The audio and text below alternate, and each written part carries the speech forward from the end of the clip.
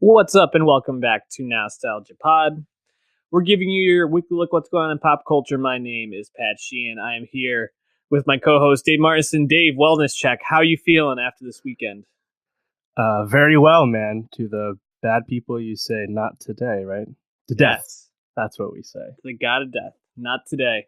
We're going to be talking Thrones, Avengers, and a couple of hip-hop rap albums.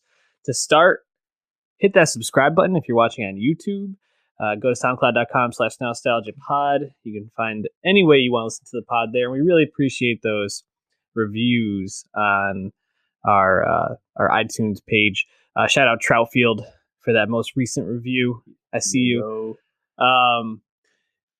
Dave, we're going to start here with Rico Nasty. I want to get through the music because obviously we're going to be talking Thrones and Endgame for a while. There's a lot to dig into there. We did XXL Freshman last week. Check that out if you haven't already. I didn't know Rico Nasty was dropping an album this coming week, and you had mentioned her as a possibility for the XXL Freshman list. 18-minute album, Anger Management. I gave it a listen. I was pretty impressed. A couple songs on here that really stood out. I think the rest was okay. What was your take on this project? Yeah, same.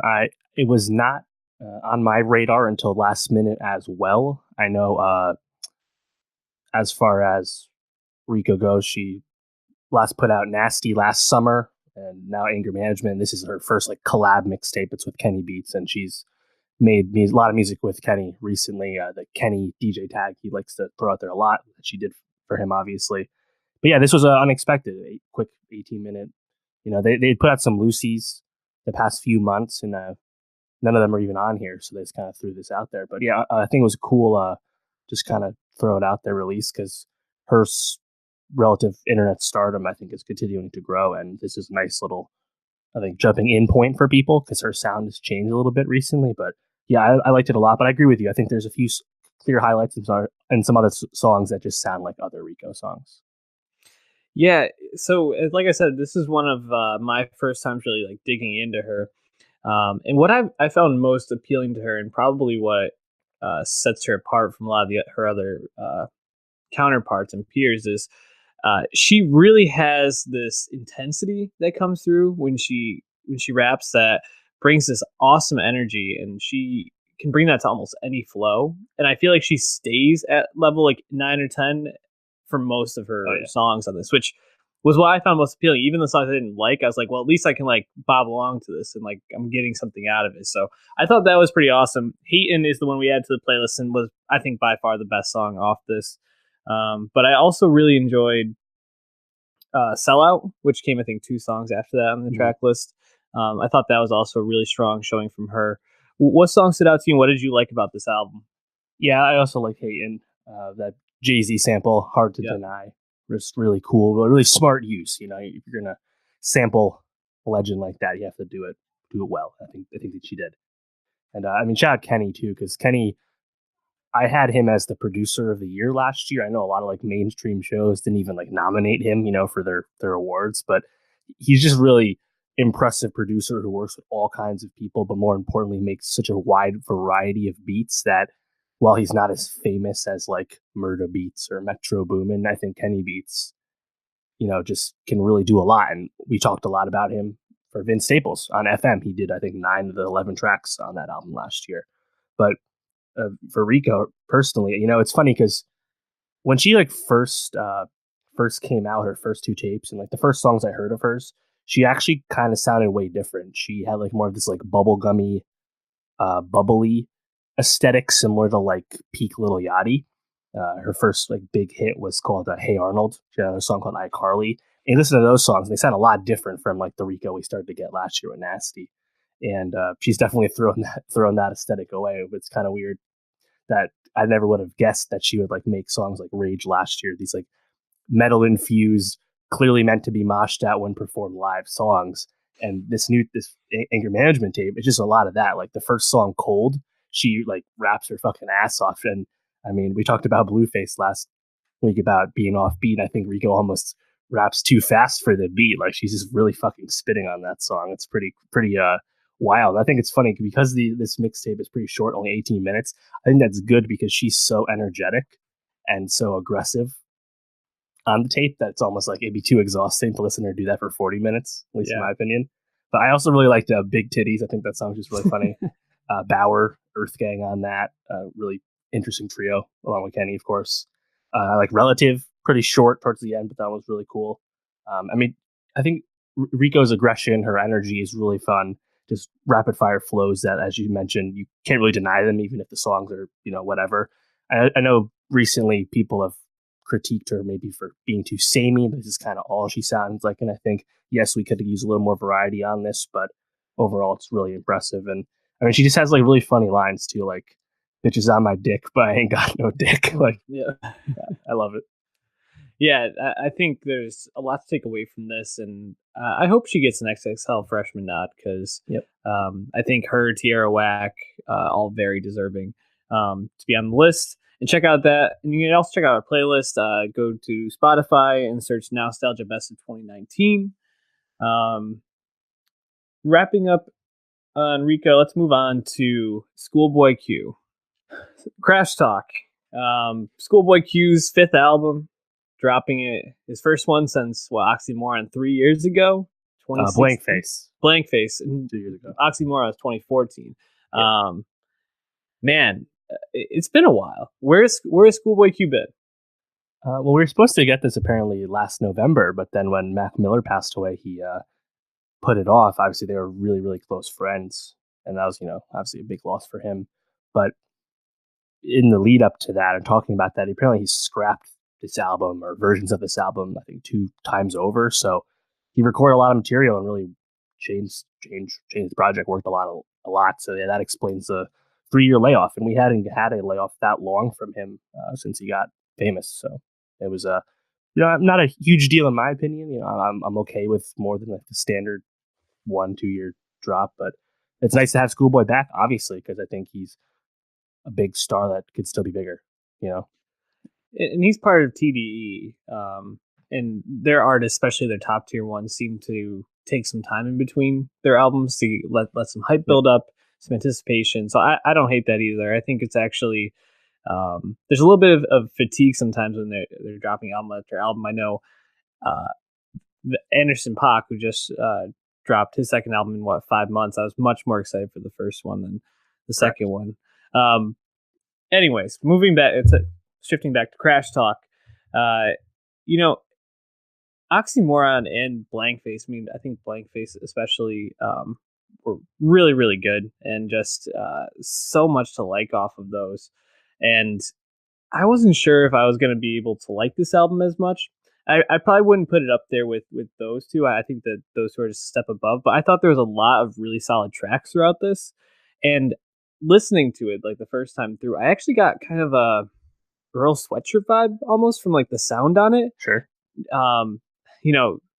Earl's most recent album was, I guess, kind of lo-fi-ish in a way. A lot of like samples chopped together, and I wouldn't say that this is totally like lo-fi, but just like that overall like feel where it's like a little bit more infused from different genres. Like there's definitely some like old timey like songs in there. So maybe some jazz, some older R&B infused into this sound. I think that really worked for Q in a lot of ways. I think especially the one that we added to the playlist, which I believe was 5200, was one of those songs where like the groove on that and like that like guitar, like I don't even know what you call it, like that pluckiness around like the chorus was just so catchy. What did you think of this album, and what really stood out to you about Crash Talk? Yeah, I think ultimately it's ScHoolboy's least conceptual album to date, and also his most commercial album, kind of following in the footsteps of the Black Panther soundtrack, J-Rock's Redemption. It's kind of been the TDE, and of course Kendrick's Damn. It's kind of been the TDE mantra right now, is to make these albums that are bigger to get more wide appeal. And I think that can be both good and bad. But for Q, after the layoff, as we mentioned, and after the, I think, hit off Black Panther soundtrack. What was it called? X, I think. That was a really big song. I Mm-hmm. think it's his most streamed Spotify song right now, like its hottest song. So like Q's kind of been on the mind, but we needed him to kind of reintroduce himself. I think that's what this album successfully does. Um, it's nowhere near as dense or as dark as Blank Face, which is funny that you compare it to Earl, because I think Blank Face probably reminds me more of Earl, just because I think he's much deeper on that, and it's more of an obtuse album that's, I think, hard to get revisit in full. But Crash Talk, I think, is kind of more like Oxymoron, where it's just a lot of different kinds of songs. Whereas Oxymoron, I think, kind of lean more into the banger aspect. Like, I revisited this past weekend. I still fucking love that record. There's so many hits on it. And I think Crash Talk's close, but probably, as you said, it doesn't totally compare.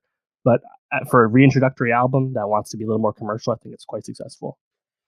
I think that's a really good point about how this probably, it wasn't as cohesive a project, but he was definitely, I think, trying to get those hits, trying to get those songs out there. Like Chopsticks, it's okay. I don't really love the song that much, but you're being too nice. I think it's bad. Well, I think it's a song that's put out to be a single. Like, it's one of those songs that's on the album. It has Travis. It's just like, all right, we're gonna grab some attention here. Travis Scott's super hot right now. The song overall isn't great. Like, but the second single off it, Num Num Juice, I think is fire. Just absolute fire. I really enjoyed that one. And I do think, especially like Black, I didn't think was really that great on it, but he gets a lot of other really good features on this. Yep. Kid Cudi on Dangerous is phenomenal and then he can hum with the best of them, dude. And then 21 Savage, of course, I think gives a great verse on Floating. And even I really liked Ty Dolla $ign and YG on Lies. I thought they were both fantastic. I even like Little Baby on Water.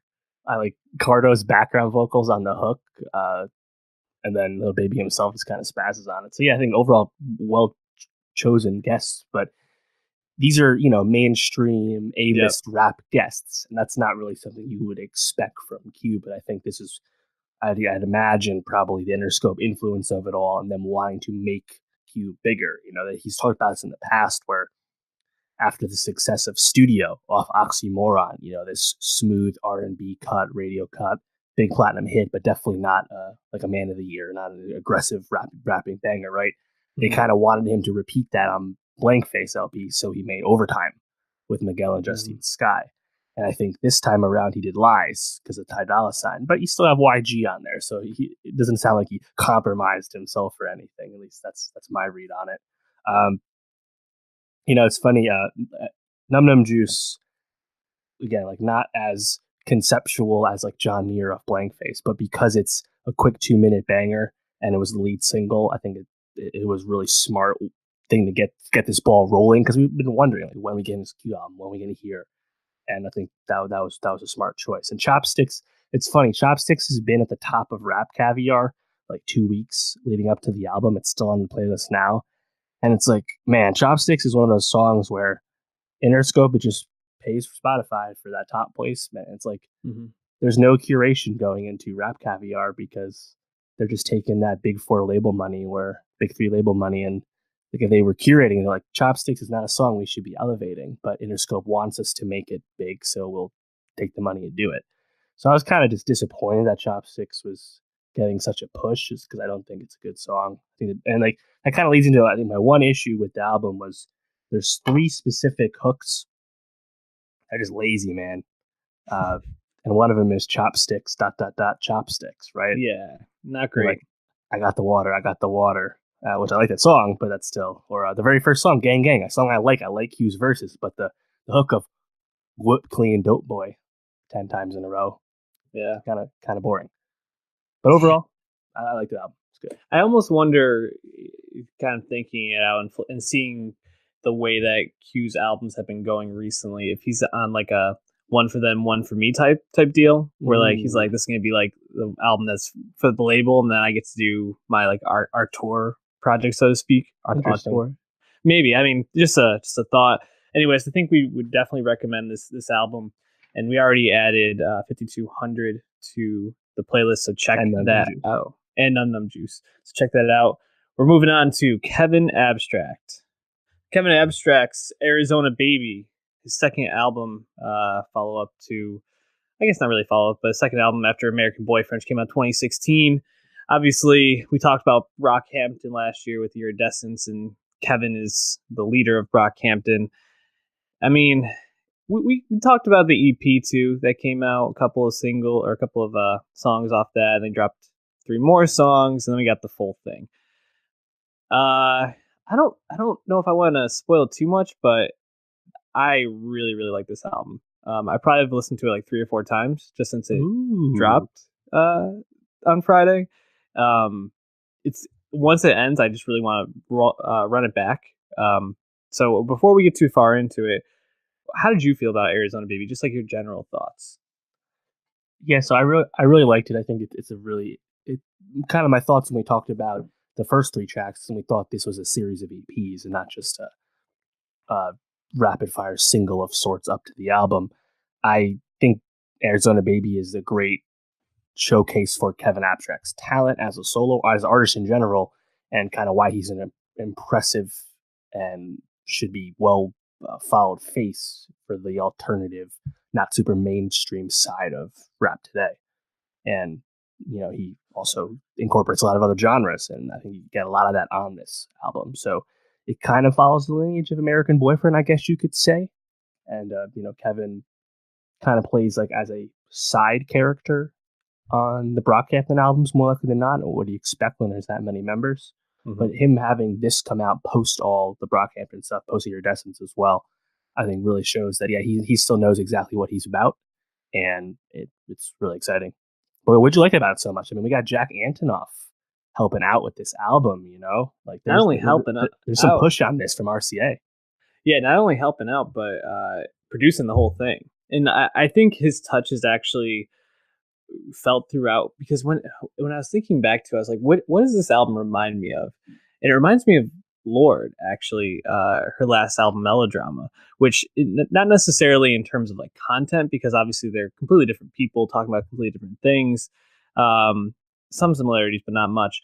I think just the way that it's structured, where some songs really flow together very well and feel very cohesive, almost like 2 parts of one whole, and then it can kind of cut, and it's then something totally different. You mentioned he pulls from a lot of genres. I would almost call this like a genreless album, because I don't think that this really fits into like hip hop or rap straight. Like American Problem almost sounds kind of like show tuning and like the beginning of it, and then it kind of gets into like a more classic hip hop sound by the end. But like he just pulls from so many different areas and puts so many different sounds into this that on top of talking about some real shit, like talking about his experience as a gay man in America, about in the South specifically, and about like Peach and Georgia are 2 specific songs to that, and then just talking about like wanting to be famous, wanting to be this like hip hop star, and everything that comes from that, and trying not to lose himself. I thought there's just a lot of meaning behind this, and it felt very true to who it seems like he is as a person. I thought that shone through really well, and I think Antonoff really brought out the best of him. That's what I liked most about it. And just the overall, like, there's not really a bad song on here. Like, I didn't find myself really skipping over much. I came back to a couple more than others, but did you like this album as much as I did? I guess not. The Ghetto Baby songs, which is the second group of 3 tracks he released last or two weeks ago now.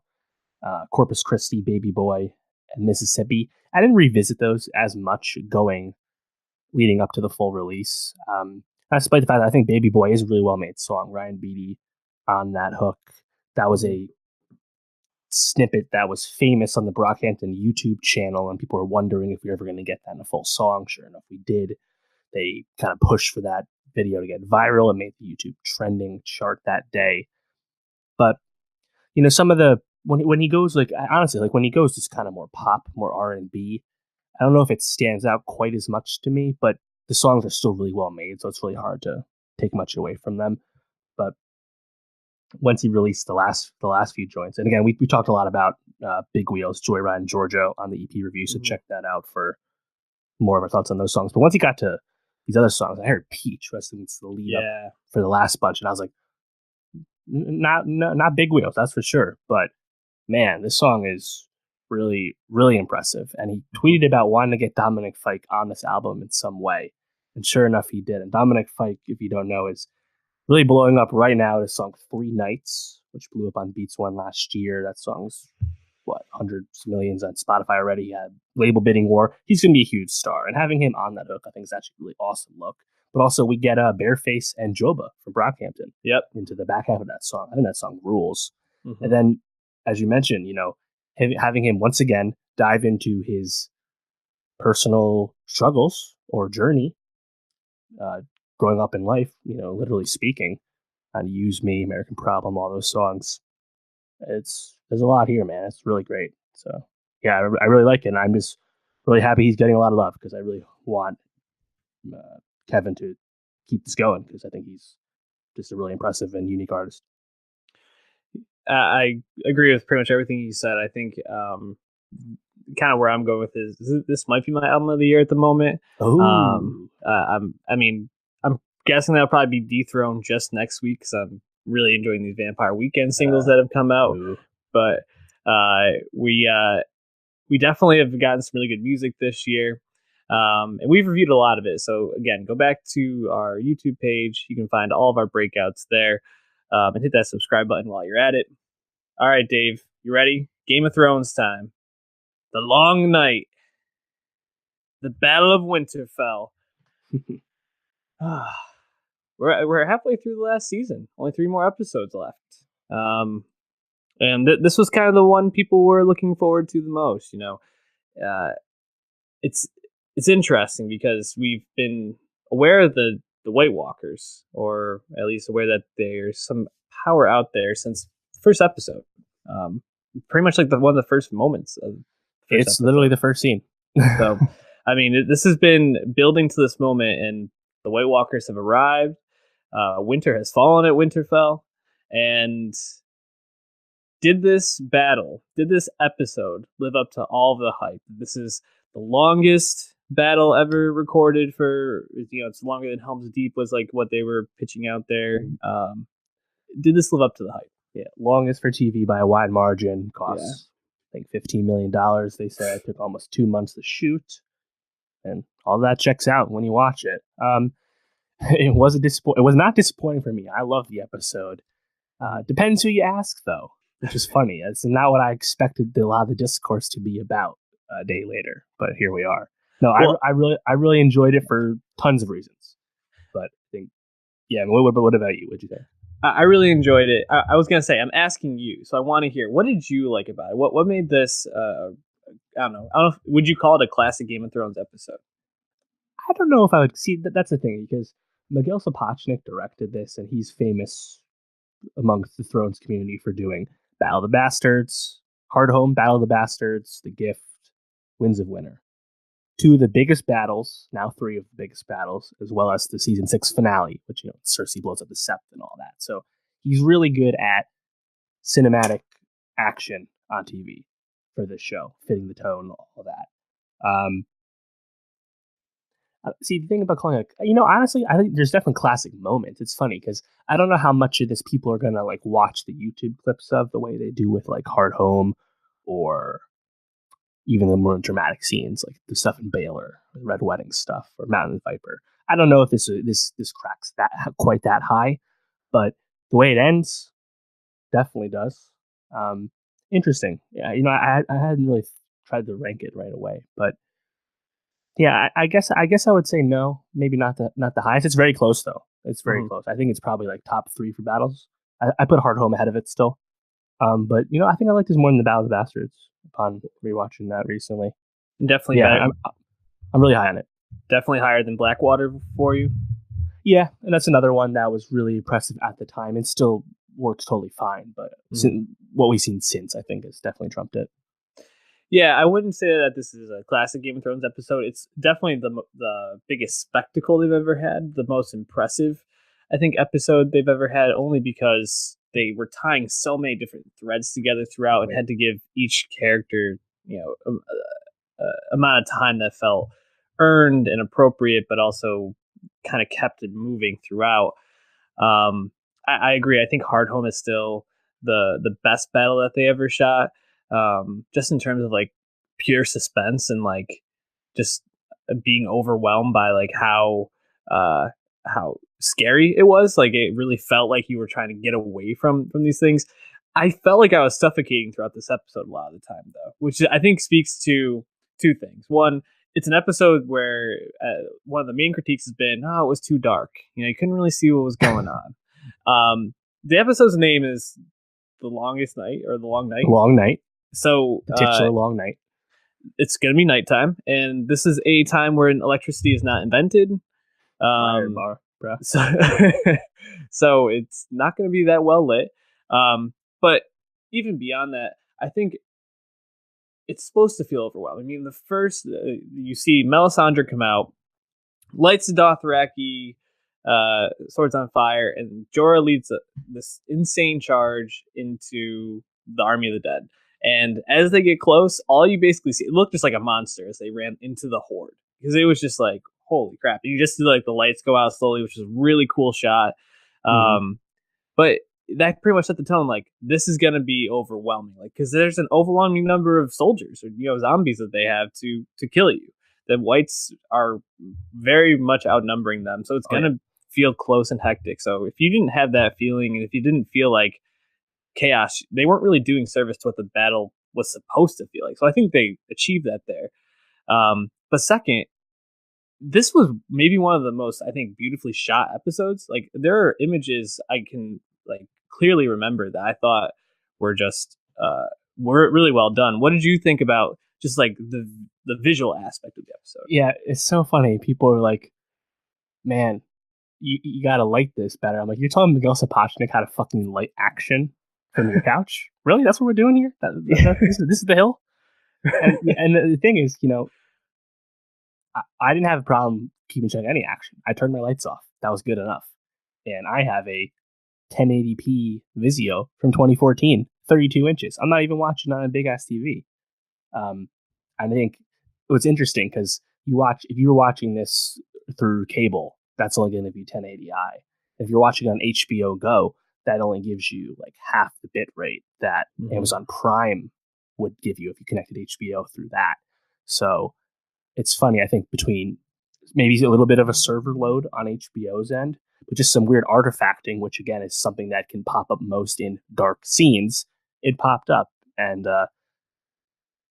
it was not an issue with the scenes. It was an issue with the delivery method. So it's kind of just an annoying gripe to hold against the episode, because it's like if someone was being really bad in the Avengers Endgame theater and it ruined your experience. You know, the movie didn't do that. Someone next to you did. So I mean, blame your TV, blame your internet connection, blame Warner Media, I guess, if this really was an issue for you. But yeah, I thought it looked really great, and I think it sets the tone early, as you mentioned, with Melisandre lighting all the swords, and Melisandre coming back early into the fold. Yep. As soon as we see the figure, I'm like, I know exactly who that is. Who else could it be? Initially, though, I was like, is this like an envoy of the Night King, similar to how like Sauron sends that dude to speak for him in front of the Black Gate in Return of the King. And then when they do that charge, I'm like, oh, this is like when Faramir has to charge after Osgiliath and gets his ass fucking kicked because it was a stupid plan. Exactly what we just saw, except it was all at nighttime, and the choice to have the flames there signify what you're seeing, and you can tell right away it's not going to go well. Really smart. Funny that they have Ghost in there, and you actually see Ghost taking leaps and bounds. They're like, oh, Ghost is in action. They paid for this for a second. Then he goes away, but he survives, as we see in the final scenes. I think it looked really cool. I thought the dragon fighting, when the dragons are fighting, that's an awesome callback to the Dance with Dragons, which is Game of Thrones prehistory. Book fans know all about that, especially when they're above the clouds and we see like the beautiful sky above the clouds, and it looks really cool, like those blues. But that was fucking great.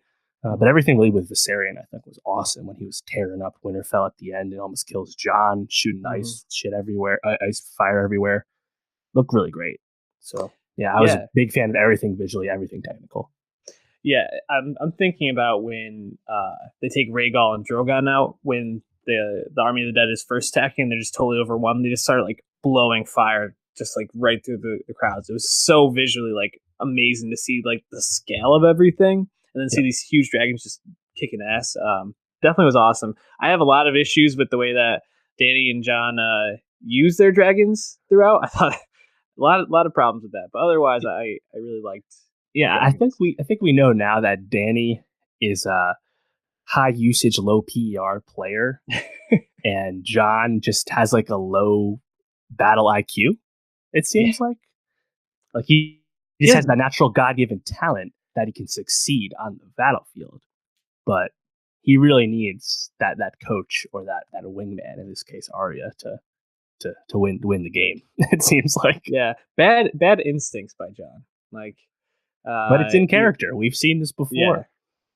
yeah, and also the Night King. So I think we're referring to when John jumps off Rhaegal and tries to go fight the Night King in the battlefield and has to be saved by Danny after the Night King raises all the dead and basically Which just was great. surrounds John. Yeah, that I mean it was great, but I was also like, come on, bro, square up. Like you gotta show Jon Snow what's what, especially because he just stares at him every time they see each other.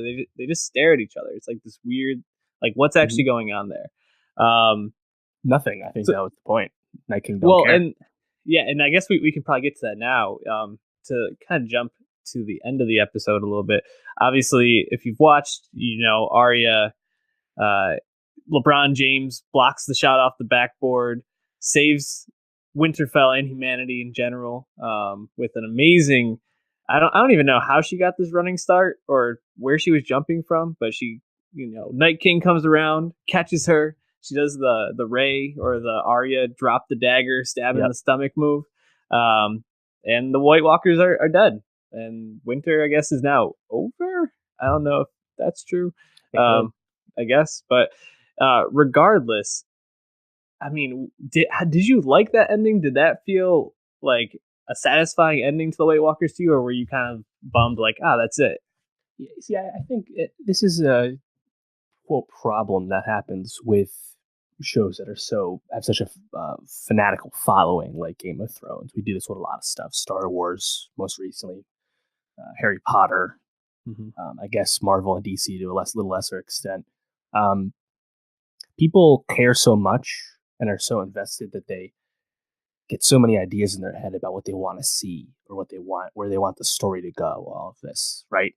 Right. Reddit culture, right?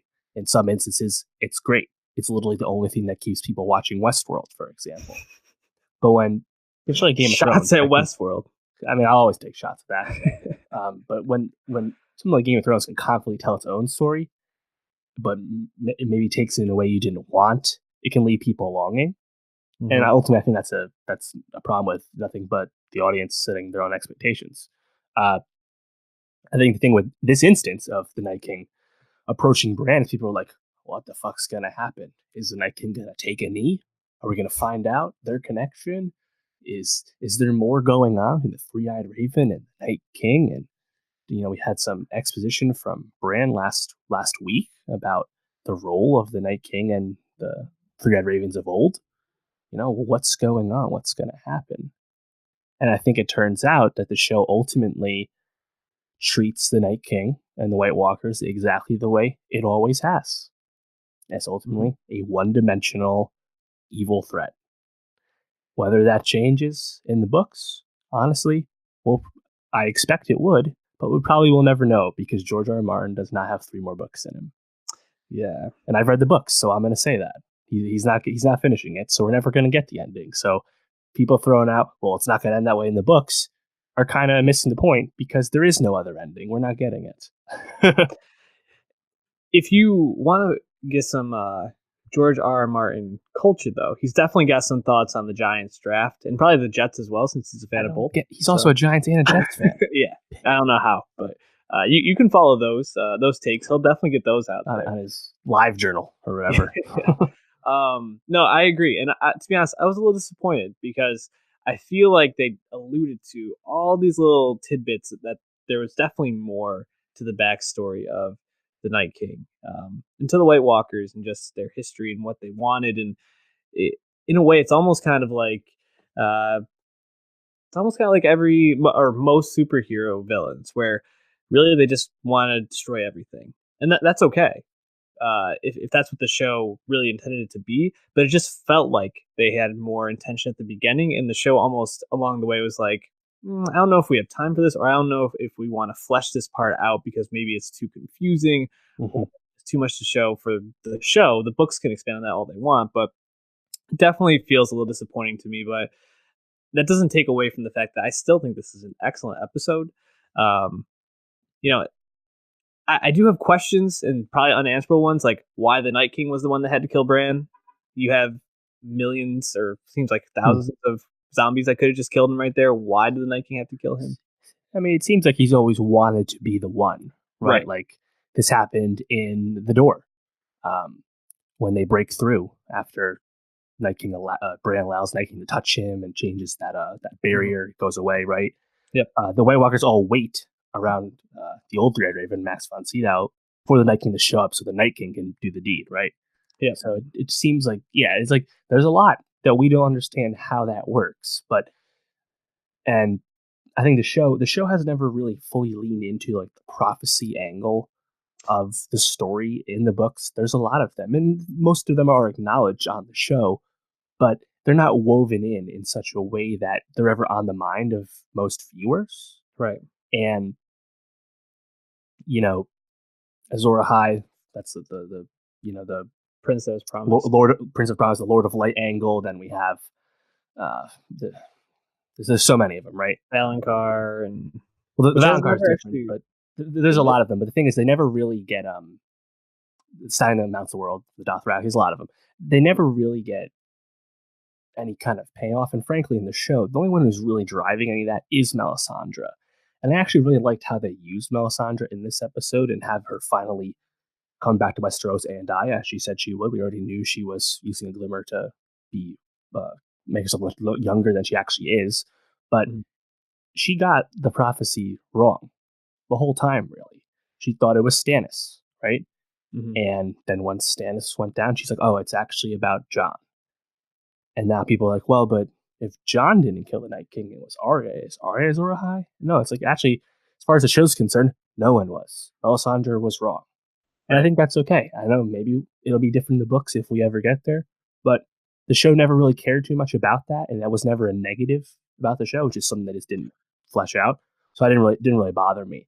But I think you're right, and again, not a problem for me or you, it seems like, but some people it clearly is. The Night King and the White Walker threat did just feel like it had an abrupt end because we kind of were looking for something more out of the connection with Bran and motivation. But as I said before, we never had really any reason to believe there was actually any other tangible motivation. It hasn't been there. And yes, having Bran mentioned last week about how they're just kind of trying to erase the human history, the never-ending darkness, all that. Maybe it would be nice if we kind of got that a little earlier, just to kind of think about it more. But ultimately, I think it's effective at the end of the day. Definitely effective, and I think more than anything, it's an equalizing thing, because I think Dany would have marched in there and absolutely wiped the floor with Cersei, and they're obviously on to take the Iron Throne now. They have the two dragons still, even though Rhaegal probably is a little messed up. And Drogon. And Drogon too, but Rhaegal was the one that the Dany was riding when the White Walkers were. No, Dany's on Drogon. Rhaegal was the one that got fucked up. Rhaegal got fucked up by Viserion. Yeah, in the fight. So they both took some licks. And I mean, what's left of their armies? Probably nothing, except every character with a plot left made it out of this battle. I mean, we assume almost none. Probably no Dothraki. Most of the Unsullied died as well, besides Grey Worm. I'm sure there's maybe a few left. Some Northmen left. All the Ironborn with Theon are dead. It's not that many. And that I think that's a question to talk about next episode. But it's funny, like people, the Night King, he was vanquished so quickly and it ended so abruptly. I'm like, let's analyze what we watched. They won. It was over. Right. They did it. The Night King won. And then Arya happens. Yeah. And Arya, as we said, has been taking over the internet, meme to death, deservedly so. Yeah. And I really love it because this is honestly the best arc they could have done. Jon Snow, as we mentioned, has never had any genius on the battlefield the way Robb Stark did, right? Jon has just kind of gotten lucky and failed to achieve his death wish that he clearly has, right? And Dany has never been a commander on the field. She's been behind the back. So expecting one of them to do it, I'm sure they could have pulled it off, especially Jon. But having Arya do it, who they've literally dedicated entire seasons of the show for her journey, becoming a stone cold killer and a stealthy assassin, to see people be like, how did Arya get there in time? How'd you get by all these whites? I'm like, what the fuck are you talking about? If there's anything that was ever established on this show, it was that Arya could have pulled this off. Right. And I think it's the best end of her narrative arc, and such great payoff that, while I didn't see it coming, I'm still actually really thrilled about it, because I think it was the most logical thing they could have done. This is the way they're going to do it. Yeah, I mean, Arya is just the greatest to ever do it, and she also got two of the best callback lines in this episode. Not only did she get the sticking with the pointy end when she gave the dagger to Sansa, but then she got during the pep talk with Melisandre. What do we say to the god of death? Not today. And then she takes off running and just ran right into the Night King doing the damn thing. But the thing is, like, every scene with her was like probably my favorite scenes throughout this episode. When she's first fighting with that staff and just kicking ass up there. Badass. Amazing. And then, like, she's, kind of starting to get overtaken. She's, like, jumping off roofs, just trying to survive. Is in that library, which is, like, I think the Ringers Talk of the Thrones said alien, which I think is a great comparison. It's just, like, that, like, feeling. It's like in Zelda when you're trying to avoid the guards in Ocarina of Time, and, like, you have to, like, walk behind them and not get caught. Such a tense situation. And then that running and the Hound and Beric saving her. The whole, like, every scene with her was just so fantastically done and well thought out. And her character arc, compared to Jon, is really interesting, because Arya always wanted to be what she's become, and Jon has reluctantly been pushed into what he's become. And I think it's just a really cool comparison to see their journeys and how the show has taken them from where they started to where they are. It really speaks to how well thought out George R. R. Martin had these characters when he first started writing them, and how the show, I think, has done a really good job of servicing them in a realistic way, in terms of a fantasy show realism. Want to talk about the deaths real quick, because we didn't get as many as we thought. Body count for the characters we care about, maybe 6: Ed, Lyanna Mormont, Jorah, Beric, Theon. I think I'm missing one there. Viserion, Night King, Melisandre. Yeah, I guess Night King. Melisandre. Yeah, so I guess maybe we got like 8 deaths, 9 deaths we cared about. We expected a lot more. Brienne made it out. People thought she was done for. Grey Worm, I mean, I had him buried last week, so I'm sure. He's unbelievable. Podrick, yeah. These are also the only people that survived. Tormund, that's a big one. Yeah, Tormund. I didn't see him at the end though. Like, I'm sure he's alive. But yeah, Ghost somehow just ran into all the dead and just survived. He's fast. It's fine. Where'd he go? Again, Ghost has always been around these past 2 seasons. He's just out of view. You just can't quite see him. I just want them to throw some barks in there, and we're just like, where is he? But, like, he's not actually in the frame. That would make it a little more realistic. Yeah. So, what do you think about the lack of deaths? Yes. See, I'm thinking about it. I'm like, that's another thing. It's like, oh well, the Night King, he didn't really kill anyone I cared about, and I'm like, well, think about it. Like, he didn't care about Grey Worm any more than he cared about Jorah or Beric, right? I mean, Jorah, you've been with for a while. Beric, I'd put on the same level as Grey Worm. That's what I'm saying. It's like Grey Worm doesn't elevate us here. No. Podrick wouldn't either. I guess you're asking for Sam or Brienne, because we know Jon and Dany aren't dying here. We're pretty confident Sansa and Tyrion won't. And we know Jaime is going to probably die later, involving Cersei. And the Hound is going to die or be around for Clegane Bowl. So there's just not as many on the table. Like, there's just some inherent plot armor going in. So I never really had the expectation. I thought Brienne, and again, this is just something I just kind of put in my head long enough that I just expect to get to happen. Brienne And Jamie, Brienne maybe saving Jamie because he's not quite the fighter he used to be, and that motivating Jamie to go after Cersei because Cersei didn't send help, right? Yep. Didn't go down that way. That's okay. I guess Tormund. I guess people do really like Tormund. Sam. I mean, I don't know. I don't know what you wanted. I guess Arya was in play. I did pick her to die in my pool. Not actually thought it would be now though. And at the end, it's like, oh wait, shit, this is really gonna kill Arya. This would have been fucking brutal. But yeah, I don't know. I mean, it was good enough for me. I mean, it's like, I mean, again, the Night King won until he didn't. Like, it was there. It was over. So I'm not that worried about it. Yeah. I didn't really care either way, honestly. If we get more of our favorite characters, like that's not a bad thing. More are coming too. Like it's not over.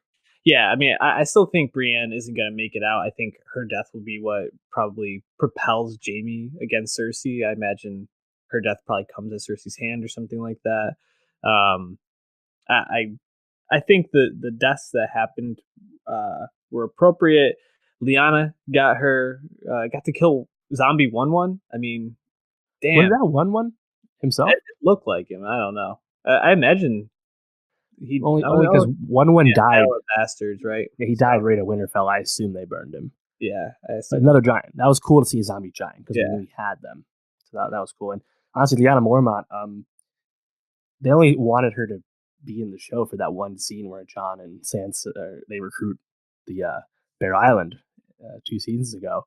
Mm-hmm. But she was such an impressive actress that they kept her around. So that's kind of really cool to see her elevated now to have this really terrible, but also kind of a satisfying end for such a ferocious little character. So that was great. I thought Lyanna Mormont was the biggest surprise probably of the show and the one that we liked the most. Theon dying. What did you think of his ending and just his arc in general?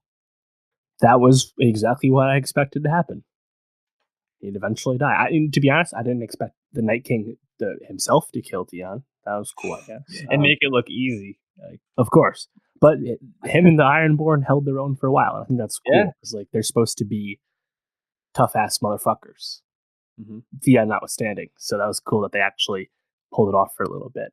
You know, it's because, again, like the show has the Godswood kind of adjacent to Winterfell rather than being kind of inside Winterfell. So geography of it, it's kind of funny because like they didn't really go after the Godswood for some time, as you could see. They were just focused on fighting the main fighters.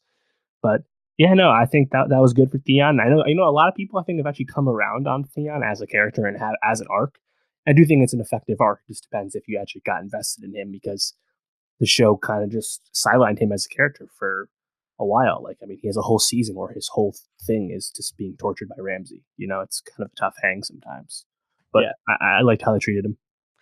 Yeah, I think he's very impressive as a character. Just the fact that he went from definitely very well acted, and he just was this piece of shit for like a lot of the middle seasons, and then became Reek, and people were just like, "Man, you really are just like the worst at this point," especially because he had so many chances to redeem himself and just never did, and finally gets that redemption here at the end. Which the fact that you took this character that seemed irredeemable and was able to do that for him was great.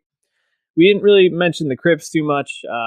The crypts were not as safe as people expected, but still pretty safe, I have to say. If they had put like 2 soldiers down there, I feel like they would have been okay. You know, like some bodyguards or some people that could have used the sword.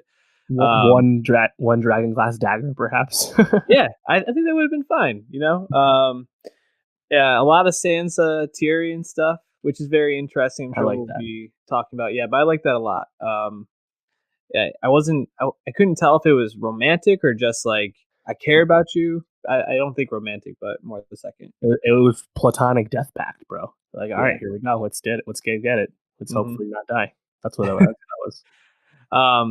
But yeah, I think there's some very interesting storylines still for the show, and obviously Cersei looking very happy in the previews for next week. So, going to be very interesting to see how this plays out. Do you think they go back to Dany's home? You know, Dragonstone. Dragonstone. There's really no incentive to go there unless that's like their their loading area for the fight, but I think it's got to be. Yeah, I mean, we'll find out next week how much of their army is truly left. There really isn't anywhere to go for more.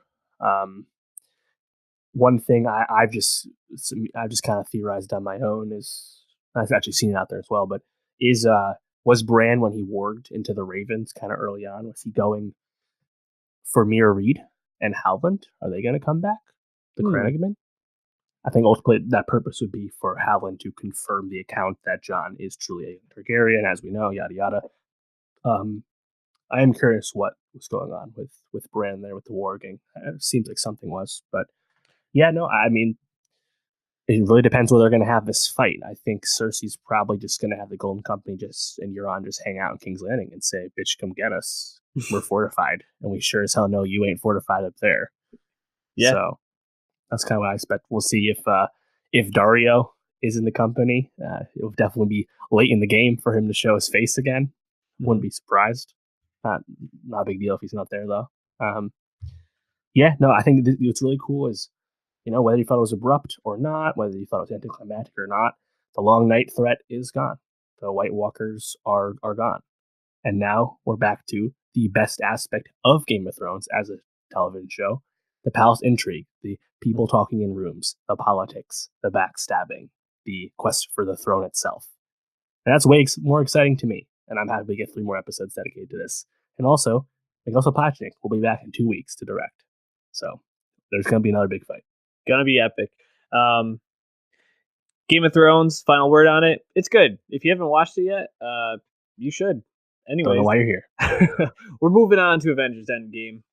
We got the Russo brothers dropping their second installment follow-up to Infinity War, Avengers Endgame, sitting at I think a too low 96% on Rotten Tomatoes. And Dave, this movie has grossed $1.2 billion in its opening weekend. 1.22 at that update. Crazy. I think people like this film. People have at least been going to see it seems. So yeah. What's your non-spoiler take for people that might just be like, should I go see this and have stumbled onto this breakout? What's your non-spoiler take before we jump into it? Yeah, no, I think Avengers Endgame is very effective and satisfying, both, especially for long-term fans of the MCU.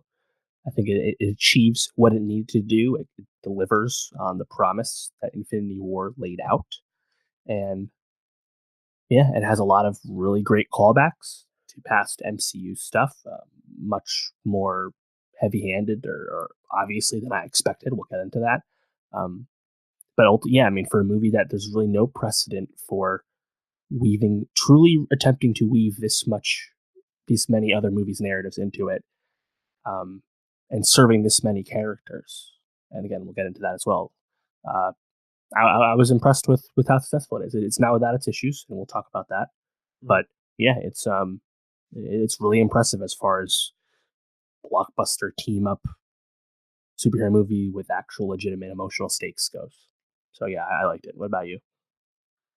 I have not had an emotional experience at a movie theater like I did to this movie, and I was kind of surprised by that. I did think there were going to be probably moments where I like teared up, but like it really hit me in the feels, and I think it was a couple of things. One, I think they really played into some themes that probably just personally touched me, but I think like there's a lot of family, a lot of parent, child type things in here, which are really touching, but also just seeing, I think, the ending to this phase into this through line, these movies that really you and I have grown up with. I mean, Iron Man came out our senior year of high school? 2008. 2008. So my junior year, so it must have been your sophomore year of high school. So, I mean, we really have gone from being high schoolers to mid-20s adults throughout this run. So I think, movies. Crazy that there's been this much. I think that was probably it. I think they landed the ship really well with this. I think they gave appropriate send-offs to all the characters that got their send-offs. And I think they also kind of reshuffled the deck, so to speak, and identified the core moving forward, which is exactly what we kind of said they needed to do for this. Give the OGs their proper send off in a fan servicey way that didn't feel overly fan servicey, I think, and also kind of set up where are we going next. Yeah, so if you are watching this video, we're gonna get into spoilers. There's really no way to talk about this movie without spoiling it, so just go see it. You're probably one of like 5 people that you know that haven't seen it at this point. So I'd recommend just going and doing that so you can talk to them about it. All right. So I don't know what the best way to talk about this is. Maybe just kind of going piece by piece through the movie. It really starts off with Hawkeye, and he was absent in Infinity War. You catch him at home with his family. They go through the snap, very leftovers ish, where he turns around, everybody's just gone. Can I interject real quick on this? Yeah. In my theater, and I think this is a very well made scene, very effective setting and up, reestablishing where we are directly in the story. Yep. Similar to how the Ant-Man 2 credits scene goes. There are people in my theater that like fucking gasped in shock when Linda Cardellini and crew disappeared. Really? What did you expect was gonna happen? And I was seeing it on fucking Thursday night. I was supposed to be there with the hardcores. People are like, whoa. You're like shocked or sad. Like, what the fuck do you think you're about to watch? Come on. It's really well done, but why are you surprised? Anyway. Yeah. Wow, that's actually just like baffling to me. Anyways, yeah, I think that did a really good job of reestablishing where we're at, what the stakes are. Clint goes on to be Ronin. We'll kind of get back into that, but basically, they go back and the Avengers. It's 5 days after the snap. 5 days? No, was it like 20 days? It's very soon after when they. Yes, yeah. It's quite soon. Yes, you're right. Yeah. I was thinking like and then they basically go. They find out that there was this gamma energy somewhere in the universe. Rocket identifies it, and they all go and they attack Thanos, who's with Captain Marvel in the fold now. Yeah, and man, Thanos just trying to eat these spiky fruits and enjoy his life, and he gets beheaded by Thor. It's like just went for the head. But basically, he had destroyed the Infinity Stones. So they weren't able to undo the snap, and he says, "I am inevitable." Right. Cool. Jump 5 years later. The world trying to move on. Captain America is now leading AA meetings, basically, or like snap grief counselor, I guess. Yeah. And the first MVP comes about, and it's that rat who gets Ant-Man out of the quantum realms. Just steps over some buttons, restarts Ant-Man. He comes flying out, finds out he's been in the quantum realm for 5 years, about like 5 hours to him. The key. And he lets them know, hey, we might be able to go back in time and figure this out. So they get Professor Hulk, who Banner's now been able to merge himself with Hulk, so he's one omniscient, in control being. Natasha, Black Widow, is really at the head of everything, getting everybody back together. They start to figure out this time travel stuff. Tony is out of the fold because he blames Cap, really, but just wanted to go have his own life, and it feels a lot of guilt about everything. They get him back in the fold. Now he has a daughter. He figured out the time travel stuff. I mean, kind of just going kind of very broad over this because there's a lot of plot here. Yeah, well, I think that whole setup, really the second piece of action where they all go and kill Thanos. I think that was largely unexpected that they were going to initially fail. He destroys the stones. It's done. It's over.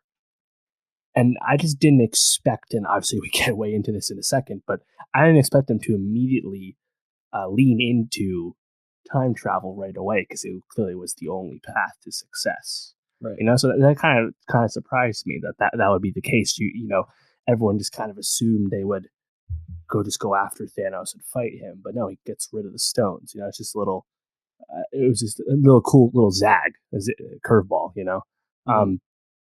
And the lead up after that, once we see like what's going on, and having Nat just kind of struggling to keep it together, Hawkeye is just off kilt, killing Yakuza. Hulk, as you mentioned, being one and the same. It's a lot of cool choice. I think ultimately this movie serves as the best Black Widow movie thus far. Oh, We're definitely. getting one later. The best Hawkeye movie, because again, Hawkeye has barely been in the movies, and I think his most screen time was in the first one when he's like a zombie Loki bad guy. Yeah. And also kind of like, I don't know, like the best Rhodey movie, the best Nebula movie. They give a lot of time to these side characters, especially the OGs, and that required a lot of balls. That was definitely a choice, and the process you're giving the best to them. But I think it also, at least for me, maybe the narrative kind of ebbs and flows depending on what characters we're spending time with. What did you feel about having Hulk being one and the same up until he meets Ancient One when they start going back in time? I mean, because having Banner just be another smart guy. I mean, it was cool and it was really fun. The selfie scene in the diner Hmm. was Yeah. great. I loved it. But having him just be in control, I just don't know if that's as makes Hulk as interesting when he's just playing second fiddle to Tony as a smart thinker. You know, like Ragnarok, I thought was the best Hulk we've got. I wouldn't say it's the best Hulk movie. I think Ragnarok's the best Hulk movie because you get both sides of Banner. You know, what do you think?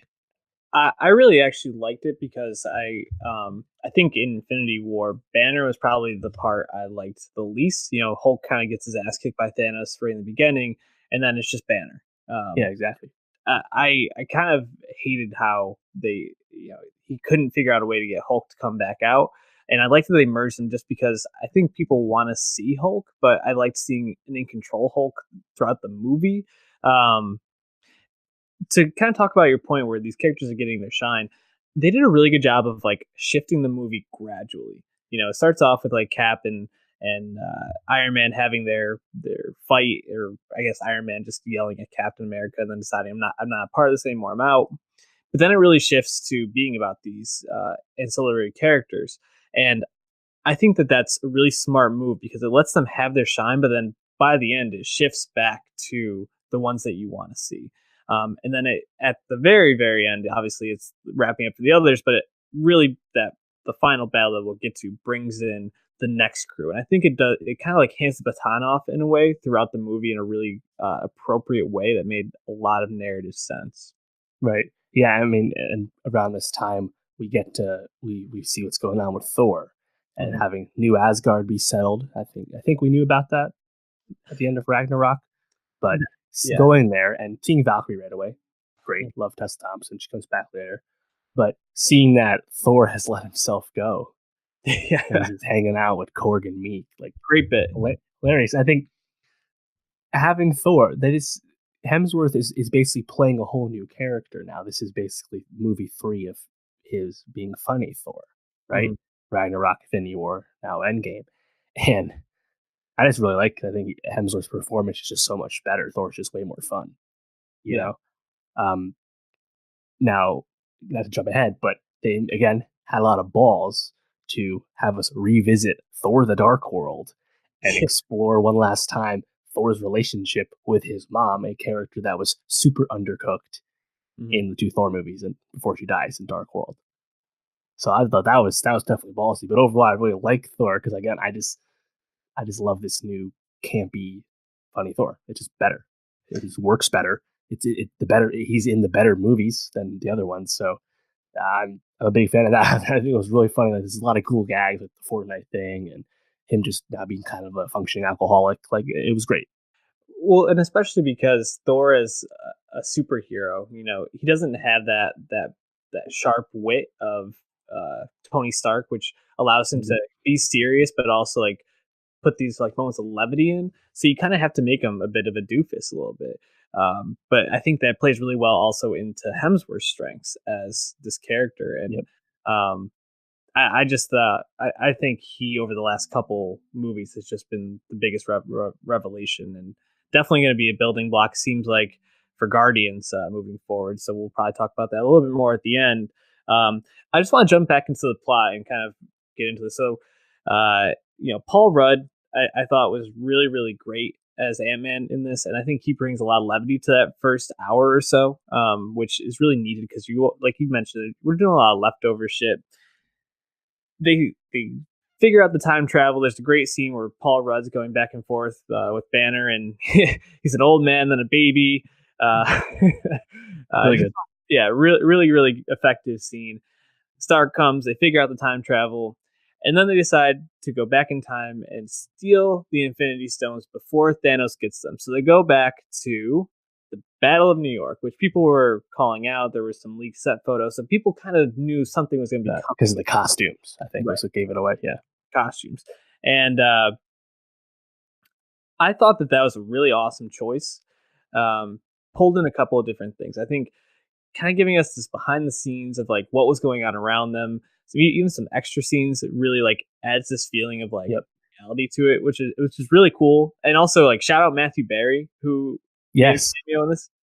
What the fuck? Almost he's like a Disney employee. Yeah, crazy.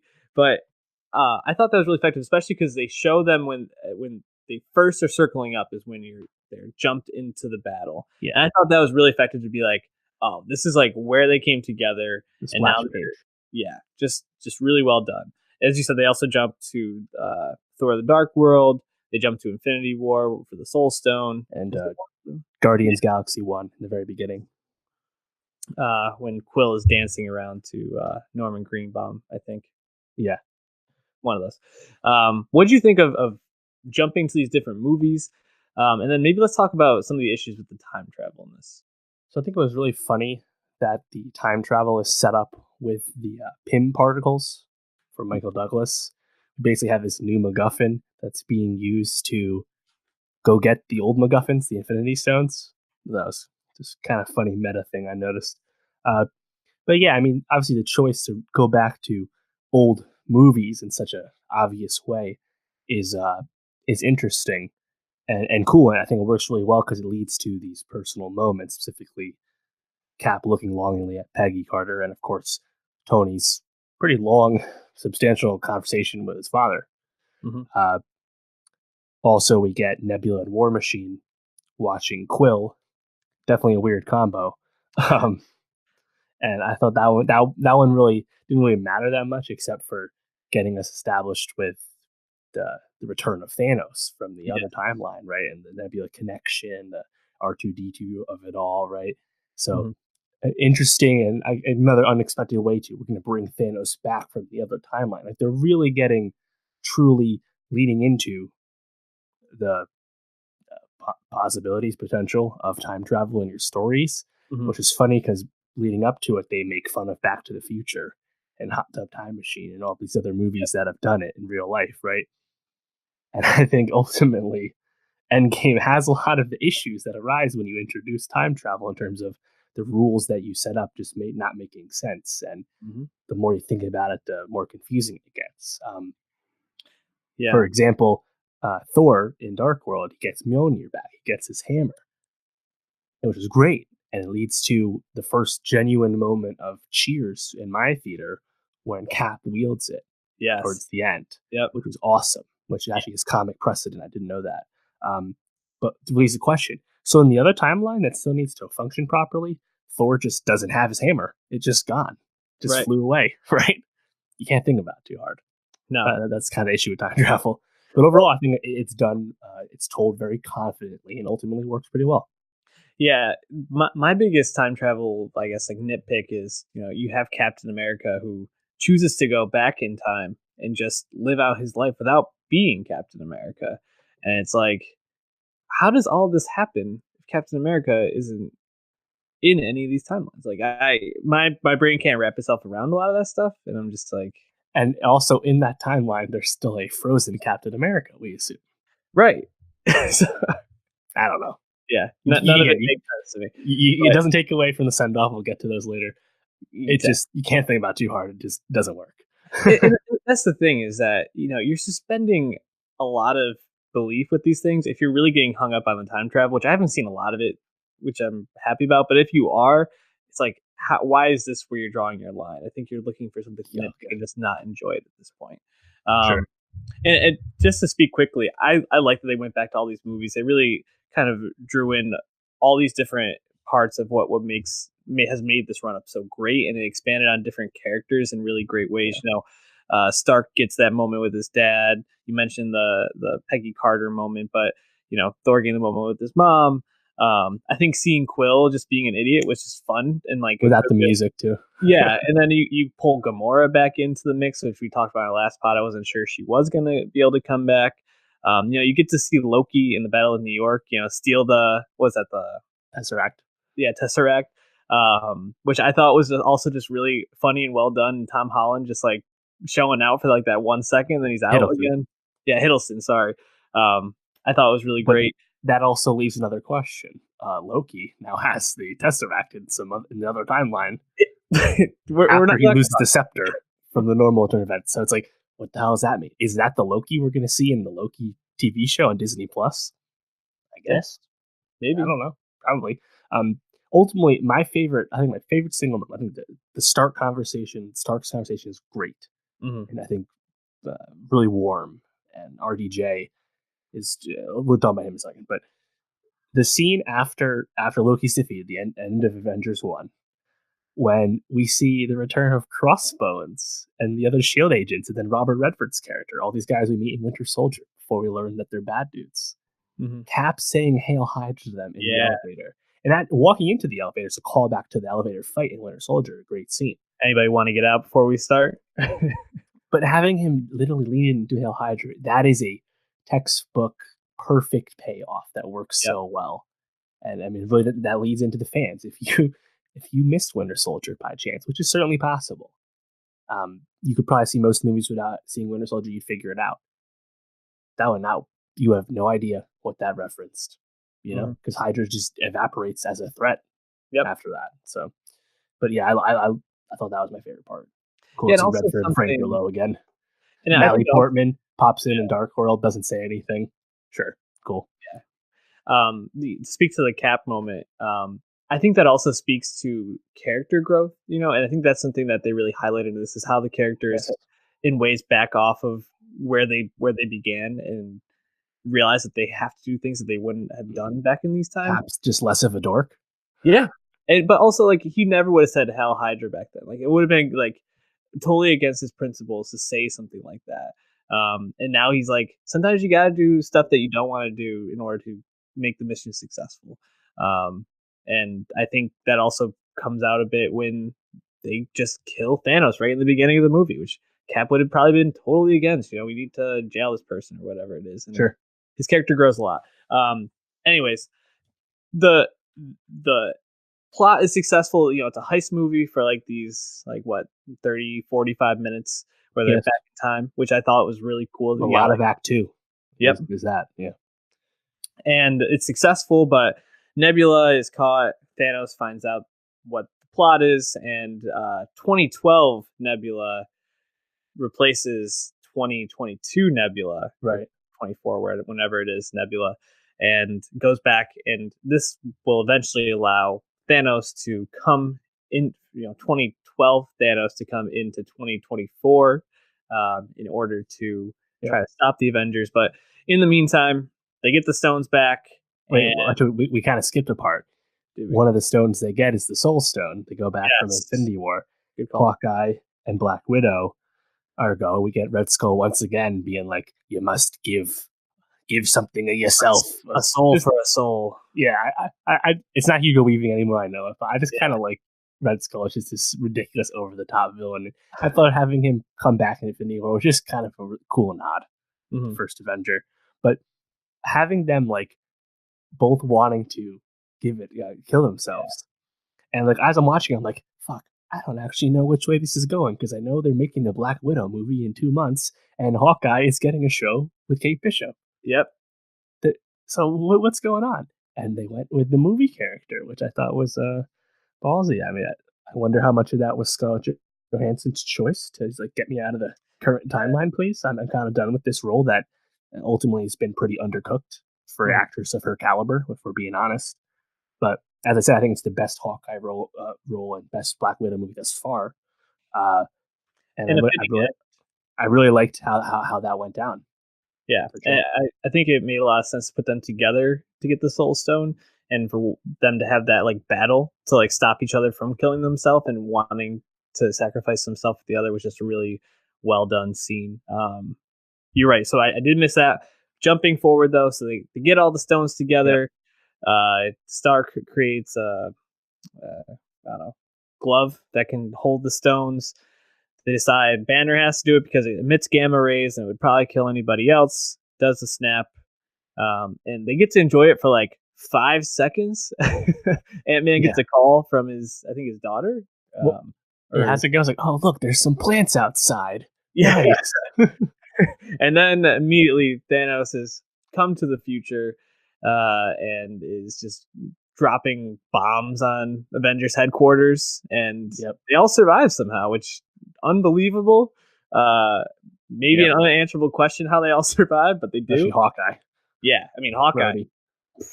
crazy. Rocket. Anyway, basically it leads to Hawkeye having to keep the glove away from, was it the Krill or whatever those are, that are Oh, fighting. the dog things. I have no idea what they're Yeah, called. I have no idea what they are. Not the Kree. Not them. Yeah, no, not them. But really, what it leads to is Thor, Iron Man, and Captain America taking on Thanos, who's just waiting down below, while Nebula, from from the future, and Gamora from the past fight Nebula from the past. Yeah. Very, very confusing. We could talk about that, And that's but the thing. At this point in the movie, we are fully into this is a time travel dimension hopping film. yes, And even Thanos is like, so in 9 years they defeated me. And it's like this the liberal throwing out of the specific years things are taking place. It's very self-referential, and it's like it's almost hard to follow in a sense because you're like they're throwing out some just basic math all the time. yep, But it's funny, like Thanos is sitting there waiting on his Darth Maul shit with his fucking double bladed, I don't know, sword blade thing. But I think that whole setup to that fight, um, I don't think it looked that awesome. That was one of the moments where like, oh, this is kind of Marvel aesthetic 101. It's going to be some gray, earthy tones because we're in a bombed out building area. But having our three core heroes first fight Thanos in that way, just badass and awesome. And that's when we get to Cap being worthy, wielding the hammer. Not quite sure how he becomes worthy, considering it was teased, of course, in Ultron that he maybe could move the hammer a little bit. But how did this happen? Because what changed with Cap? You know, I mean, remember he knew about Tony's parents. I don't know. It doesn't matter that much because it's a great moment and a good fight. Yeah, and he knows how to use that hammer immediately. Just starts balling out with it. I think that's a great fight, and it also just shows, because I think people didn't really understand how strong Thanos was as a villain, because he always had one of the stones pretty much from the beginning of Infinity War. So people were like, maybe he's not actually that strong. They almost killed him, but he's, I mean, unbelievably strong. Like they're throwing everything they got at him, and you can kind of tell that they haven't fought together in a while because it's a little disjointed. They're not really working together that well, the three. And Thanos just starts kicking their ass, and it gets to the point where pretty much like Thor's incapacitated, Iron Man's struggling, and Captain America's shield has been chopped in half, and you're like, oh, this isn't looking good. And Thanos has the whole army behind him, and he's like, what I'm about to do to your planet, I'm gonna enjoy. Josh Brolin giving kind of a heel turn from the Thanos that we got before, who was very calculated and mathematically objective about his whole MO with saving life through killing half of it. Right, definitely a change. Well, they were ungrateful, man. They weren't they weren't appreciating what he did for them. Anyways, and then we get the moment, and Captain America is like walking out, and it's just like him versus this enormous army, and then you hear, Cap, can you hear me? And it's Sam, coming over the radio, and he goes, on your left, and then you see this portal, this Doctor Strange portal open up behind Cap, and out walks, I think it's Black Panther and Black Panther, Sam, Bucky, Zuri, walked out, but then pretty much all these other portals, and everybody's unsnapped, everybody's there. Pepper in an Iron Man suit. Yep. I think we didn't get. We got everything right. Scarlet Witch. Yeah. All the Guardians. Spider-Man, obviously. Yep. The only person that's not there that doesn't come through the portal is Captain Marvel, who has gone off to do something. I can't really remember what it Yeah, was. so that was actually something that I kind of noticed right away, and this was theorized pretty extensively. Captain Marvel has a bit of a power problem for the Mhm. MCU. She's just so much stronger than basically all of her counterparts. So what do we do? And this was thrown out in the Captain Marvel film as well at the end. But like, what are they going to do with Captain Marvel? And it turns out she's helping the other planets, right? Like it's not just Earth that's going through all these issues once everyone died, right? But just sidelining Captain Marvel and just keeping her out of the story, um, I think works on two well fronts. Both the power thing, as I just said, but also because she's so new, having her be so involved in this Mhm. Endgame time travel story that's clearly about all of the OG characters, plus like Ant Man and Rocket, right? It just wouldn't have quite fit. But it was cool when she came back, you know. But I mean, did you like that choice to sideline Captain Marvel? Because it kind of seemed like the only path forward for this movie.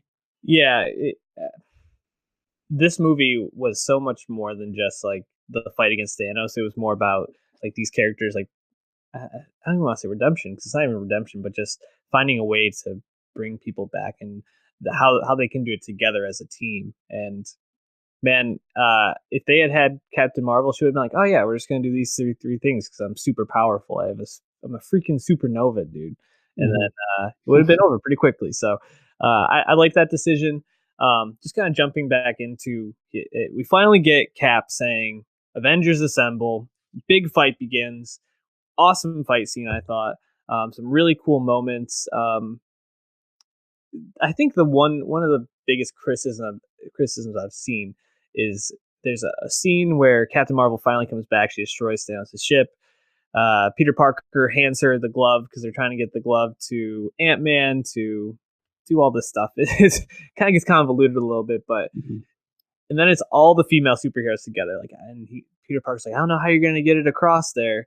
And then it's like Okoye and Pepper Potts and Scarlet Witch, yeah, Gamora. and they're like, don't Um, worry, she has help. And people, I think, very, felt like that was a little bit like shoehorned in, almost like too in your face. What did you think about that?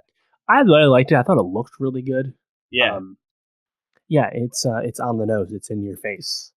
Hmm. So is tons of shit in the MCU. I don't Yep. really care. Relax. It's fine. Yeah, I completely agree. I felt the same way. I actually thought it was a really nice moment and Yeah. really well done. It's also like in the beginning with the grief group. There's just a gay character talking to Cap, Yeah. and some people are like, "Did Marvel shoehorn this in? Are they trying to make a big deal about a no-name gay character?" And other Mhm. people are like, "Oh, it's just there. It's whatever." That's kind of how I stand. I'd rather see than not see it, right? Yeah, it's part of So life. same thing with the girl power scene. I thought it looked great. It was cool. Right. Um, and then, I mean, long story short, they basically keep the glove away. Thanos finally does get it. There's a bunch of different superheroes trying to stop him from snapping and taking everybody away. Finally, Stark looks at Strange, who had earlier said, "I can't tell you if this is the one, the 1 in 14 million Mm-hmm. chance Yeah. or timeline." Can't fuck And it up. then he looks over at Strange. Strange puts his finger up, which I thought was just an awesome moment. And you see Stark like decide he needs to do something, goes, grabs the glove. Thanos gets it away, does the snap, and the stones are somehow in Tony's suit. And Iron Man does the snap and gets rid of all Thanos' army, including Thanos. And Tony Stark dies from the snap. Mm-hmm. Um, what did you think about that as like an ending to Thanos and also Tony, Iron Man's death scene? Yeah. As an end again, because I didn't expect it to be like different timeline Thanos and just to go about the way. Yeah, I thought it was a good ending because again, how are any of these big massive Marvel movies supposed to end with some kind of big fight like this, right? But we always expected it to snap to be undone in some fashion, and that's what we got, right? Mm-hmm. It's good enough for me. I don't know. I think the whole tons of CGI fighting at the end, per typical Marvel fashion, was fine because you see every familiar face you've ever recognized in the franchise. So it's just more fun to watch than usual Mm-hmm. as a result. So I liked it. I mean, Tony had another callback. The I am Iron Man right at Yeah. the end there does the snap and dies. One of my issues with actually, this is probably my biggest issue with the film and its use of time travel was that early on they set up that Tony is not really interested in trying to reverse anything because he doesn't want to risk what he has, namely his daughter he has with Pepper.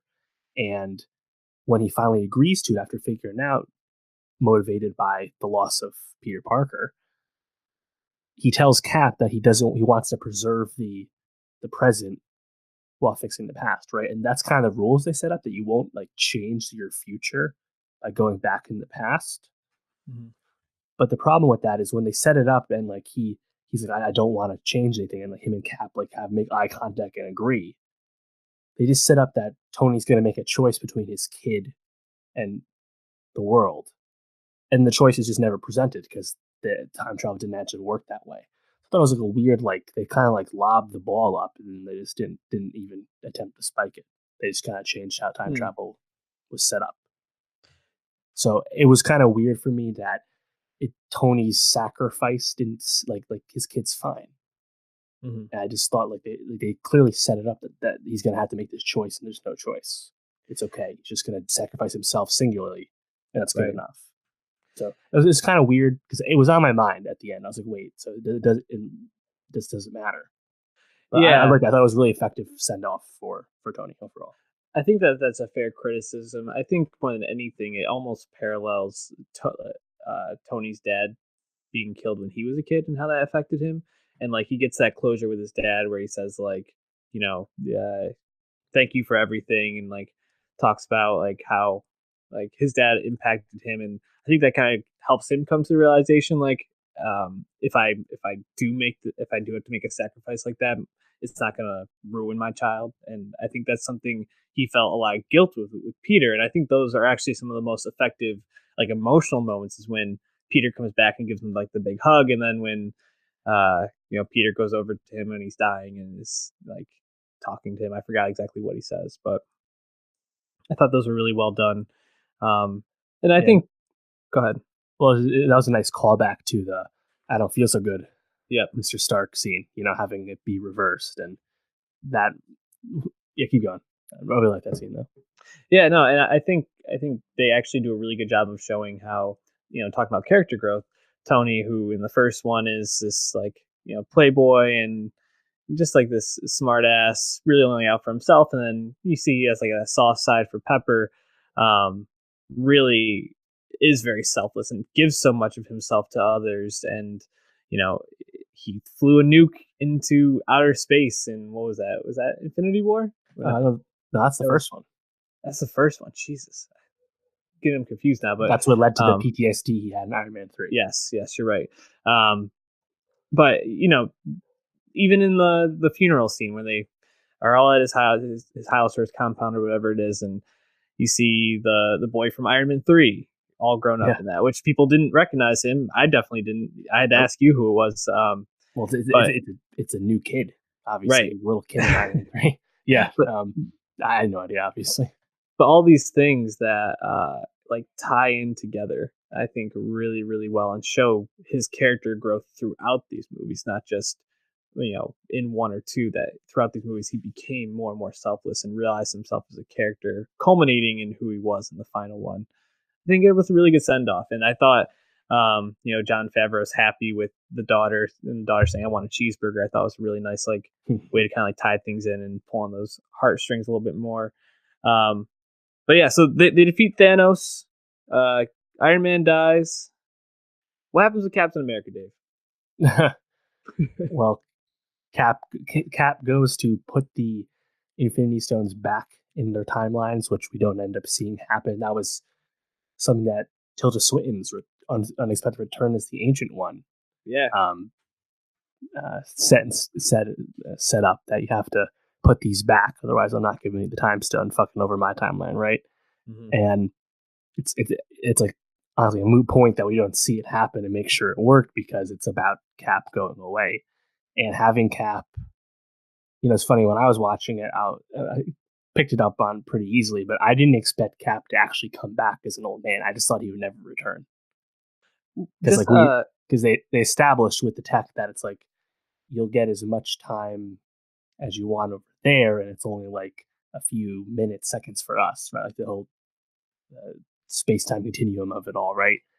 And then Bucky picking up on it right away, but you get the passing of the mantle to Falcon, to Sam, which is again another thing that has comic precedence. Well done. Yeah, I thought it was really, really great, and having Cap get that last dance, it's pretty warm. Yeah, so I loved it. By the way, just you brought up Mjolnir. Am I saying that right? The Thor's hammer. Cap brings that back with him when he goes back in time, so perhaps he actually drops that back in Asgard when he returns the stone to the Dark World, or the Infinity Stone of Dark World, because he does bring that back in time with him. So perhaps he actually does return. Is he not?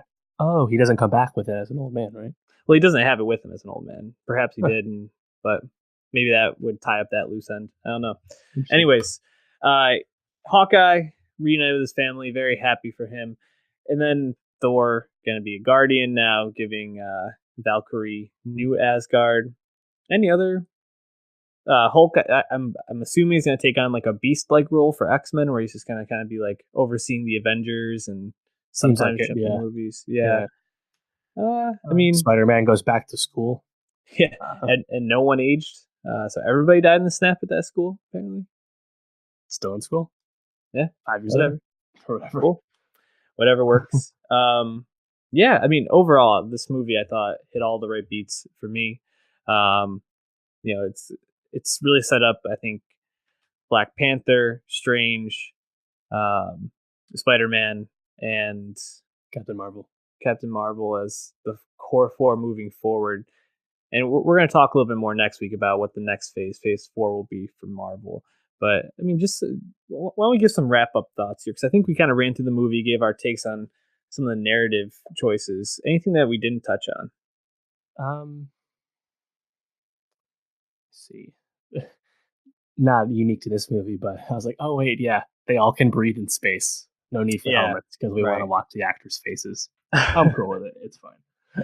And I think just like my general like wrap up thoughts is I'm like trying to think about the movie. I think they did a really good job of balancing action sequences, which I think are the least important parts of these movies at this point, with the emotional beats, moving the plot along in a way that mostly made sense, beyond the time travel, and also giving all these characters their due time and letting it be funny a lot of the time. I mean, like you said, they made Thor a whole new character in this film.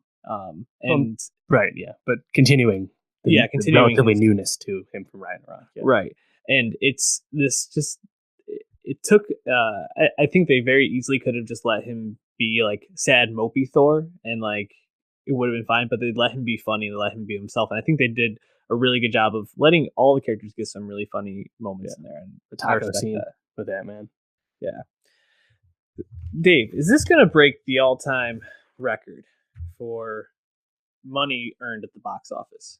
So, short answer, it's too early to say. We really need to see how the drop, international and domestic, does in the second weekend.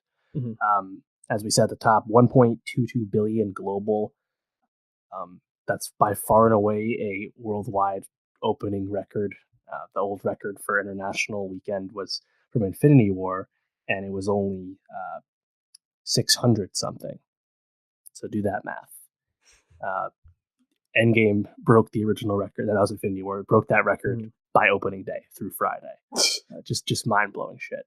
It also made 356 or 7, where we still have estimates right now, domestic. The old record was 257 from last year from Infinity War. Crazy. Just a mind-blowing monocultural event in terms of movies, in terms of anything. To have something be this popular all over the world. I haven't seen this. Like the China numbers are, again, blowing away all the records, beating any previous records that were held by traditional Chinese films, Chinese blockbusters. and seeing something earn just as much in China as it did here in the States, it's just unprecedented, especially having that be a Hollywood movie. We're never going to see anything like this again in our No. lifetime. And I mean, basically the questions now are 1.2 billion, 357 domestic. What records can it get long term? Because it's going to, even if we give it the lowest multiplier any MCU movie has ever had, which would be Civil Wars, that would still get it to 800 million range, which would be good for the second most here in the States. That would pass Avatar and Titanic here in the States. But it still leaves The Force Awakens as the highest grossing. The Force Awakens is like 920 something here in the States. Ridiculous. Yeah. Now, Infinity War only made like 670 or something. It was a little less than Black Panther here in the States, despite having a bigger opening. It needs ridiculous legs to beat The Force Awakens. It's going to get a lot closer than I ever expected. But I haven't seen the second weekend yet. I still think Force Awakens will hold on to this record because it is truly an astounding number to earn here in the States. And part of that is because Endgame is having a lot of competition here in May. Whereas Infinity War, in its out through May, it only really went up against Deadpool 2 and Solo, which ended up being a box office underperformer. Endgame gets another weekend to itself this coming weekend, but then we're going to see Detective Pikachu, which is very strong forecasting, John Wick 3, Aladdin, Rocket Man, which we expect to do well after Bohemian Rhapsody's success, as well as Godzilla King of the Monsters. And then June doesn't slow down either. June will have Dark Phoenix, Secret Life of Pets 2, Secret Life of Pets 1, got like 800 million worldwide, big movie, and Toy Story 4. So I just don't think Endgame will truly get those small drops in like weekend 6 and 7. And that's kind of how you have to make your bucks back to truly get to where Force Awakens got to. So it'll get close because there's just so much baked in, right? 357, right? But with that, again, if this has a really strong hold in second weekend, it could happen. And to be honest, 4 days ago, I did not think this was going to happen. It's just so unprecedented. I just didn't think it was possible. As for worldwide records, 2.7 billion Avatar. Avatar made 2 billion internationally. Absurd number. It's gonna get that now. It sounds like it really. I think it's going to come down to how much it truly makes here in the States. How front loaded is Endgame, given the competition, But having something have 90% market share as a film, well, I think the most we've seen is 85. It's got over 90%. It's just absurd and truly unexpected, And I mean, I don't think the only chance we have of this ever happening again is because, again, the Star Wars load, that gun was shot with Force Awakens, so that's off the table now.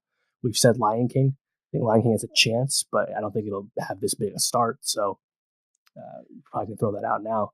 The only other chance for something like this is Avatar 2, if Avatar 2 just explodes internationally. Yeah, I think I think Detective Pikachu is the biggest hindrance there, because I think it could potentially have even grossed more internationally than Avatar did, but Detective Pikachu is just going to be so big overseas, especially they're projecting in like China. Like 80-90 million. That's big for weekend 3. Yeah, Endgame is going to win the States, which is kind of crazy to think about. Yeah. So again, we got to see how this second weekend does. But even if it doesn't beat The Force Awakens, that hardly matters because Disney's market share, Disney's domination continues unabated. Endgame, I think we can both say with confidence, met and I think even exceeded our expectations. So well done, Russo brothers. Really, I'm never going to experience a movie like this again. So it's something that I'm definitely probably going to see again in theaters. Got that AMC movie pass. So shout out A-list to them. Before we wrap up on Infinity War. I just want to shout out Robert Downey Jr. because I love Chris Evans' portrayal as Cap, especially as he's grown, as we said. But Robert Downey Jr. I think is without a doubt the best single piece of casting in superhero films. I have this ahead of Hugh Jackman's Wolverine, ahead of Christopher Reeve's as Superman. I think it's clearly the best, and it also Robert Downey Jr.'s just sheer talent as an actor. And again, remember before he had those alcohol problems, he was a big star earlier in his career, really likable. But just the sheer charisma and gravitas he can bring to the role was really, really important, and it led us to reestablishing Spider-Man, something that could not Sony on its own could not succeed with. Um, it helped us pull off Civil War, something that was thought to be very hard to adapt, and ultimately kept this franchise going, MCU in general. And I'm honestly happy that they killed him off for Robert Downey Jr.'s sake, that he can truly leave this role behind, because he has not made really much of anything during this run apart from like The Judge, and he's a talented dramatic actor. I like to see him do other stuff at this point, but I think ultimately his casting by Marvel and I think Paramount may have had a hand at the time. Like it was just a genius move, and who knows how far this got without him. So pretty wild, man. Definitely, I agree with everything you said. We got to wrap up there. What do we got next week? So as you mentioned, we're going to talk about the future of Marvel. Obviously, this is not the true end. So there's movies coming. We know about some of them. Most of them aren't really officially announced. So we'll talk all about that, what we expect, who's the next Thanos, what's the next overlying plot, X-Men and Fantastic Four on the table now, how they're going to do that. We'll talk a lot about that next week. I think that'll be a fun discussion. As for other things, as I said, there's no other movies. There's no other TV right now that's starting or ending. We want to see Long Shot, the Seth Rogen, Charlize Theron movie. I don't even know that much about it. We just know that at South by Southwest it had like rapturous like reviews, and they said if you can know as little as possible about it, so you enjoy it more. So I'm very excited to see this movie that I don't know that much about. And as for music, YG, PNB Rock, and Vampire Weekend, as you said, are releasing records. And there's also some recent rock records, Ways Blood, Cage the Elephant, Local Natives, that we want to get to because we know there's a rock audience out there, and we often back burner those records when we have other things that are more pressing, more mainstream. So we'll get to that. Very mainstream week this week. Long pod, so if you sat through it all, we appreciate you. And if you did, share us with your friends and give us that 5-star rating review on iTunes, and also hit that subscribe button on our YouTube page. Hit us up on Twitter at NowstalgiaPod. Dave, you're a good man. I'll see you next week. Not today.